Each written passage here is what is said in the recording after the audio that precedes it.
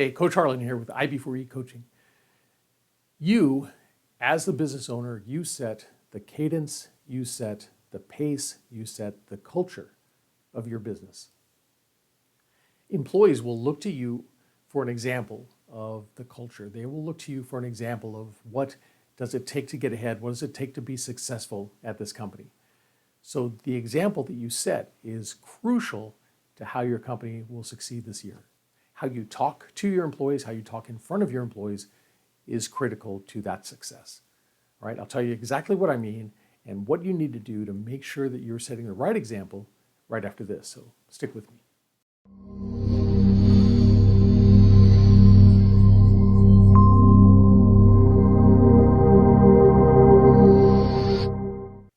You may have noticed a new thumbnail icon with these videos.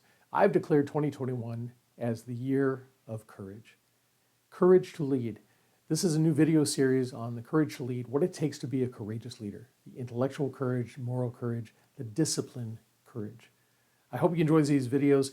Make sure you hit that subscribe button down at the bottom and click that bell icon so you get notified every time new content is uploaded.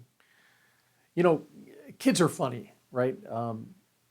Kids are sponges. They take in everything around them. They take in the sights and the sounds. They take in the words that you say. They take in the emotions that they're subjected to or are around for a long period of time, right? They take all that stuff in and it comes back. They will give that back to you at the time least expected, right?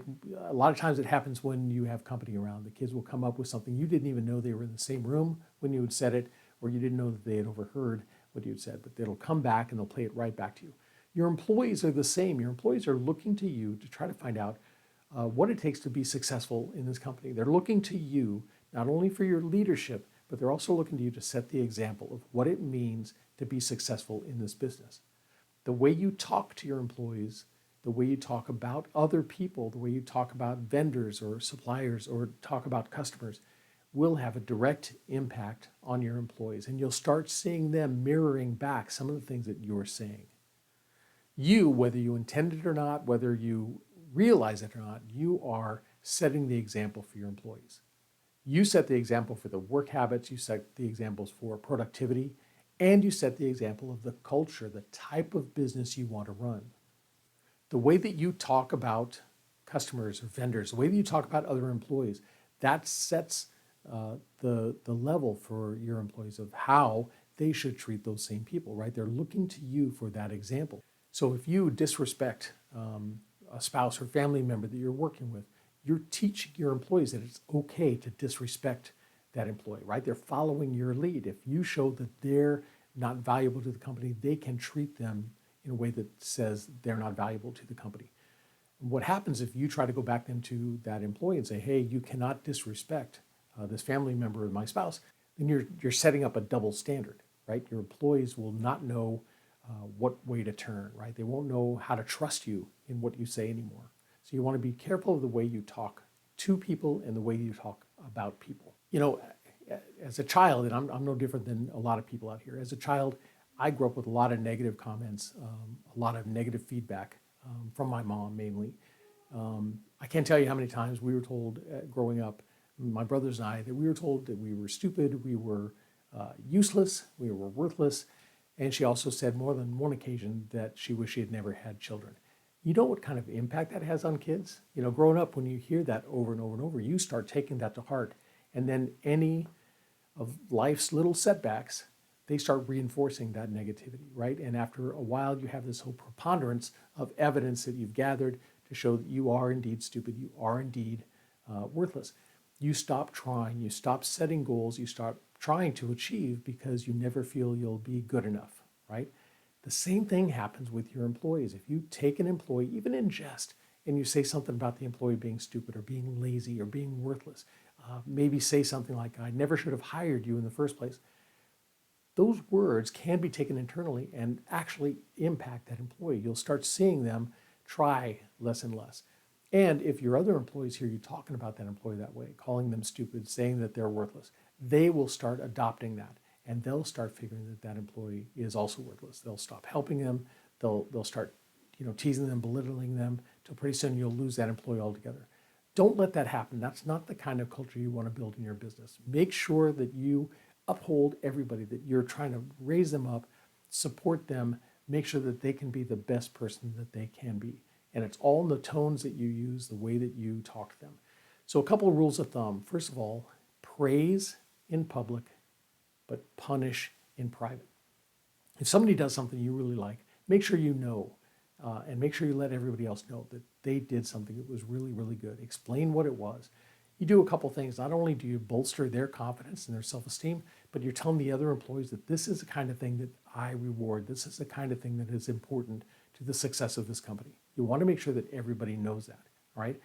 If they do something wrong, don't chastise them in front of their peers. Pull them to the side, talk to them in private. Here's what happened. Here's what I would prefer you do. You don't have to get angry. Honestly, people get upset with me when I say this, but when you're teaching or training employees or children, it's like training animals. Getting angry at the animal and scolding the animal, right? Punishing the animal for something they do, it doesn't make any sense to them.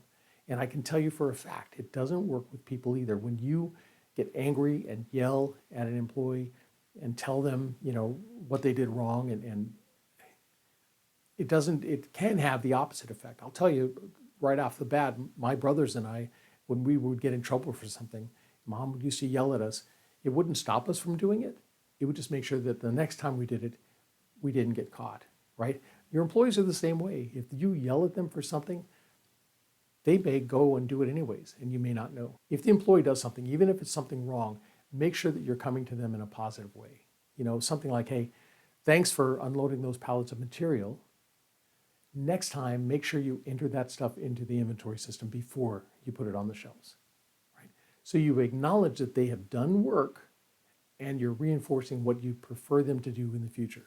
Don't get angry about it. Just say, hey, I see what you're trying to do here. Appreciate that. Next time, try to do this, right?